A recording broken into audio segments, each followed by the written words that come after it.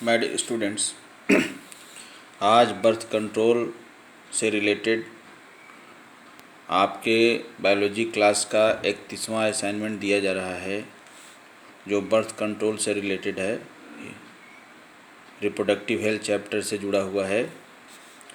इसमें अगला method intrauterine device, ये chemical method of birth control में आता है। बैरियर मेथड में भी इसको मानते हैं कभी कभी। ये इंट्रायूटेराइन डिवाइस ये प्लास्टिक से बने हुए डिवाइसेज होते हैं जो कई तरह के शेप और फॉर्म में अवेलेबल होते हैं। ये वेजिना के थ्रू यूट्रस में इंसर्ट किए जाते हैं एक्सपर्ट डॉक्टर्स और नर्सेज के थ्रू। ये एक टेम्प्रोरी फैसिलिटी प्रोवाइड की जाती है बर्थ को कंट्रोल करने के लिए। फीमेल जब तक उनको आवश्यकता होती है इस इंट्रायूटेराइन डिवाइस को अपने यूट्रस में इंसर्ट कराती हैं और फिर जब उनको प्रेगनेंसी की आवश्यकता होती तो उसको रिमूव कर देते हैं। ये जो इंट्रायूटेराइन डिवाइस है ये 3 तरह का है। एक तो नॉन मेडिकेटेड है, ये लिप्स लूप्स कहते हैं इसको। ये यूट्रस के वाल के फैगोसाइटोटिक कैपेसिटी को बढ़ाते हैं, यानी कि यूट्रस के जो वाल होते हैं स्पर्म्स को फीड करना शुरू कर देते हैं और स्पर्म को नॉन मोटाइल में चेंज कर देते हैं।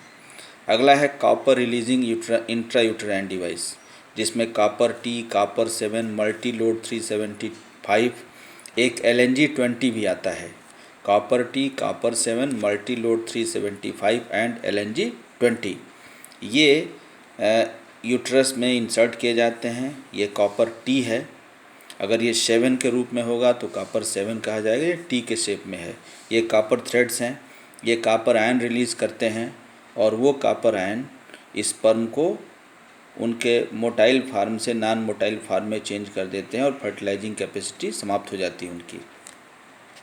अगला है हार्मोन रिलीजिंग इंट्रायूटेराइन डिवाइस। ये हार्मोन के थ्रू हार्मोन का इंजेक्शन होता है, हार्मोन का ट्रांसफ़र होता है। ये यूट्रस में इंसर्ट किए जाते हैं और ये यूट्रस को अनसुटेबल बना देते हैं प्रेगनेंसी के लिए। फिर है ओरल कॉन्ट्रासेप्टिव पिल्स। ये टेबलेट के रूप में अवेलेबल होता है, ओरली फीमेल्स इसको लेती हैं। ये पिल्स कहे जाते हैं। प्रोजेस्टेरॉन का इसमें डोज होता है और कभी कभी प्रोजेस्टेरॉन और एस्ट्रोजन कॉम्बिनेशन का डोज होता है। ये माला डी, माला एन इसके रूप में मार्केट में अवेलेबल होता है। ये जो ओरल पिल्स होती हैं ये हर मेंस्ट्रुअल साइकिल में 28 डेज रेगुलरली ली जाती है, 7वें दिन से 28वें दिन तक। ये ओरल पिल्स FSH और LH के सिक्रीशन को बंद कर देते हैं। साथ ही साथ एक नया ओरल पिल्स सहेली जो वंस इन ए वीक लिया जाता है। अगला है इंजेक्शन एंड इम्प्लांट्स। इंजेक्शन और इम्प्लांट्स के माध्यम से भी, जैसे मान लीजिए प्रोजेस्टेरॉन और एस्ट्रोजन के कॉम्बिनेशन से मिला हुआ इंजेक्शन महिलाएं लेती हैं, वो उनके प्रेगनेंसी को रोकते हैं। साथ ही साथ ये इम्प्लांट्स हैं, ये वेजाइनल वाल में इसको इंसर्ट किया जाता है जो प्रेगनेंसी को चेक करता है, रोकता है, प्रिवेंट करता है। फिर surgical method of birth control, vasectomy male के लिए, इसमें वास्ट डिफरेंस को कट और टाइड अप कर दिया जाता है वेसोक्टोमी। और ट्यूबेक्टोमी फीमेल के लिए, जिसमें फेलोपियन ट्यूब को कट करके टाइड अप कर दिया जाता है।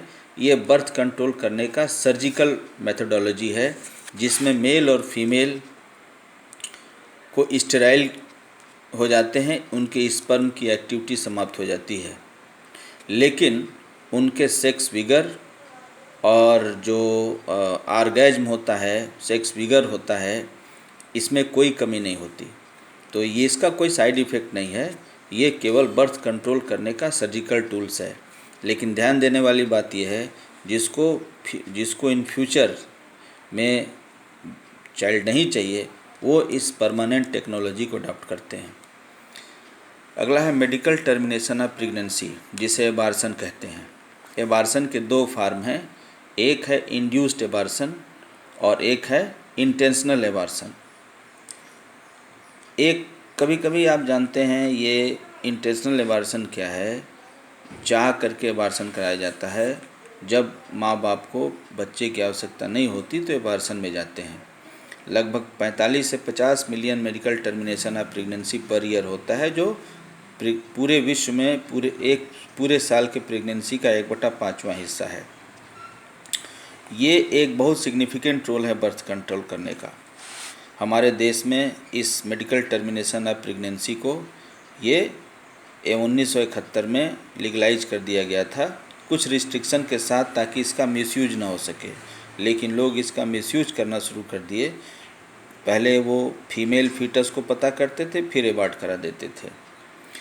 ये तो है इंड्यूस्ड एबार्सन, लेकिन कभी कभी स्पॉन्टेनियस एबार्सन भी हो जाते हैं, जो कि हार्मोनल वेरिएशन की वजह से होते हैं। न चाहते हुए एबार्सन हो जाया करते हैं। तो ये बर्थ कंट्रोल से जुड़ा हुआ असाइनमेंट आपको दिया गया था, आप उसको तैयार करेंगे और ये ध्यान देंगे कि सारे नोट्स आपको तैयार करने हैं। विद्यालय खुलने पे सारे नोट्स चेक किए जाएंगे।